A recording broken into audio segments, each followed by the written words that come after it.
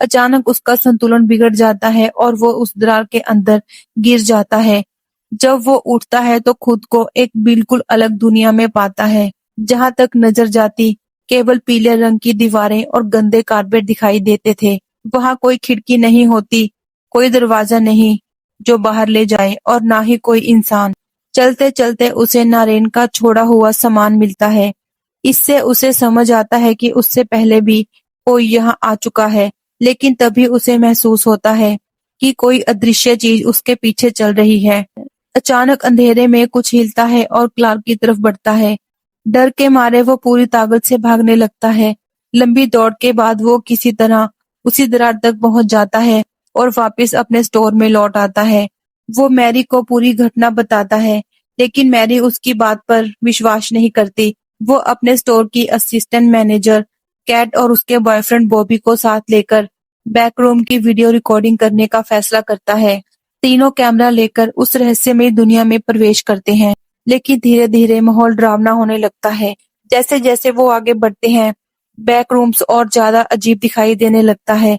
कहीं कमरे उल्टे बने होते हैं। बॉबी जोर जोर से चीखता है।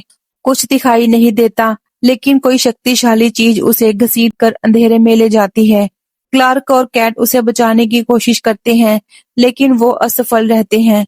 कुछ ही पलों में बॉबी गायब हो जाता है। भागते हुए वो बैकरूम्स के और गहरे हिस्से में पहुंच जाते हैं, जहां उन्होंने पहले कदम नहीं रखा था। इस अफरा तफरी में दोनों एक दूसरे से भी बिछड़ जाते हैं। अब क्लार्क अकेला रह जाता है। वो लगातार भागता रहता है। फिर अचानक उसे कुछ इंसान जैसे दिखने वाले प्राणी नजर आते हैं। जैसे ही वो क्लार्क को देखते हैं, उसका पीछा करना शुरू कर देते हैं। क्लार्क अपनी जान बचाने के लिए दौड़ता है। वो कई गलियारों से गुजरता है और आखिर एक बंद रास्ते पर पहुंच जाता है। क्लार्क के गायब होने के कुछ समय बाद मैरी को उसके आंसरिंग मशीन पर एक संदेश मिलता है। क्लार्क कहता है कि अब वो कभी वापस नहीं आएगा। ये सुनकर मैरी परेशान हो जाती है। सच्चाई जानने के लिए मैरी सीधे क्लार्क के फर्नीचर स्टोर पहुंचती है।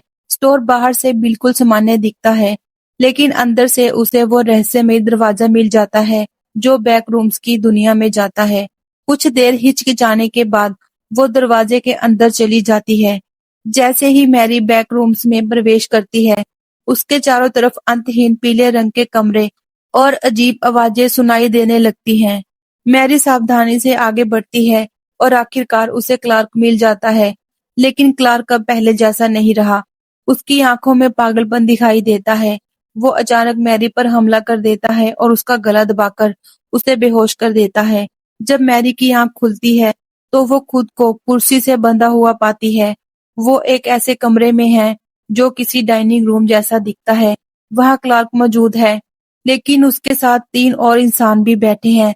पहली नजर में वो सामान्य लोग लगते हैं, लेकिन ध्यान से देखने पर पता चलता है कि वो इंसान नहीं है। उनके चेहरे और शरीर अजीब तरह से बिगड़े हुए हैं। वो बिना हिले डुले बस सामने देखते रहते हैं, जैसे उनमें जान ही न हो। क्लार्क हाथ में चाकू लेकर उनके बीच घूम रहा होता है। अचानक वो उनमें से एक को चाकू मार देता है, लेकिन उस नकली इंसान के चेहरे पर कोई भाव नहीं आता। फिर क्लार्क फ्रिज खोलता है। फ्रिज के अंदर कैट का कटा हुआ सिर रखा होता है। ये देखकर मैरी डर से कांप उठती है, लेकिन तभी अचानक एक भयानक प्राणी वहां पहुंचता है। ये कोई साधारण राक्षस नहीं होता। ये कैप्टन क्लार्क का विकृत और डरावना रूप होता है। उसका शरीर बहुत बड़ा और टेढ़ा मेढ़ा है। उसका चेहरा किसी टूटे हुए कार्टून जैसा लगता है। क्लार्क उस राक्षस को शांत करने की कोशिश करता है, लेकिन वो उसकी बात नहीं सुनता। कुछ ही पलों में वो क्लार्क पर हमला कर देता है और उसे बेरहमी से मार डालता है। मैरी ये सब अपनी आंखों के सामने देखती है और जान बचाने के लिए भागने लगती है। इसके बाद एक लंबा और डरावना पीछा शुरू होता है। मैरी बैक रूम्स के अलग अलग हिस्सों में भागती है। कभी वो अंतहीन दफ्तर जैसे कमरों में दौड़ती है, कभी टूटे हुए घरों के बीच और कभी ऐसी जगहों पर जो किसी बुरे सपने जैसी लगती हैं। आखिरकार वो एक ऐसे कमरे में पहुंचती है जो फर्नीचर स्टोर के शोरूम की खराब नकल जैसा दिखता है। वही राक्षस उसे घेर लेता है।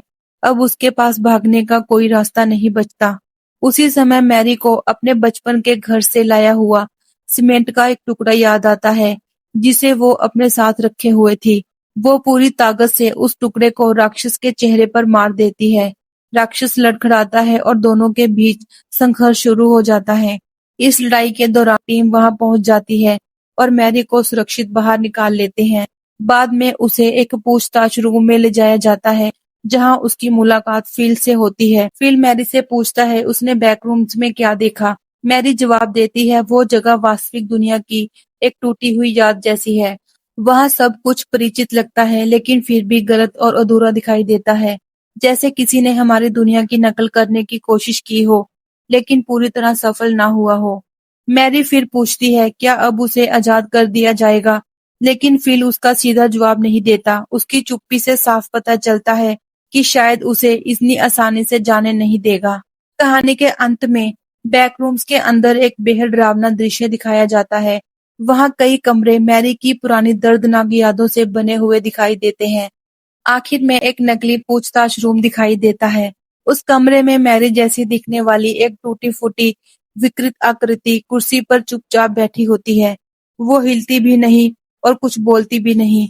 ये दृश्य हमें संकेत देता है कि बैकरूम सिर्फ जगहों की नकल नहीं करता, बल्कि लोगों की यादों, डर और भावनाओं को भी अपने अंदर कैद कर लेता है। शायद मैरी वहां से निकल आई हो, लेकिन उसकी एक परछाई हमेशा के लिए बैकरूम्स में फंस चुकी है। और यहीं पर इस कहानी का अंत होता है। आपको ये वीडियो कैसी लगी हमें कमेंट करके बताएं। मिलते हैं अगली कहानी में।